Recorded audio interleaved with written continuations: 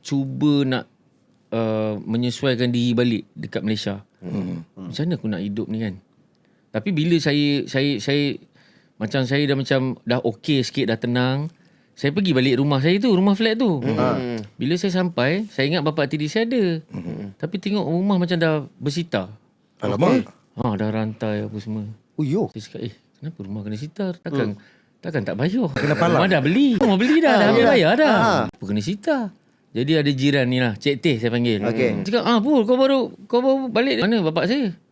Tak ada Pul, dia dah pindah terus. Satu kontena barang semua dia ambil. Dah pindah ke mana? Tak tahulah, dengan kata Penang. Dia tak bagi alamat ke apa, tak ada. Dia tak ada tinggalkan apa-apa. Kejap. Tiba-tiba datang bawa satu beg. Beg saya tu adalah baju sikit. Okey. Lepas tu adalah satu bendera Malaysia. Bendera Malaysia. Jalur gemilang dalam Jalur tu. gemilang. Ni Apa motif? Bagi merdeka ke? dia tak ada tinggal pesan apa. Dia tinggalkan beg ni je tu. Gitu je. Itu je. Apa aku nak buat ni? Di situlah bermulanya kehidupan saya. Sebab saya belum jumpa family saya lagi. Okey. Di situ bermulanya hidup saya dengan bermodalkan satu beg. Full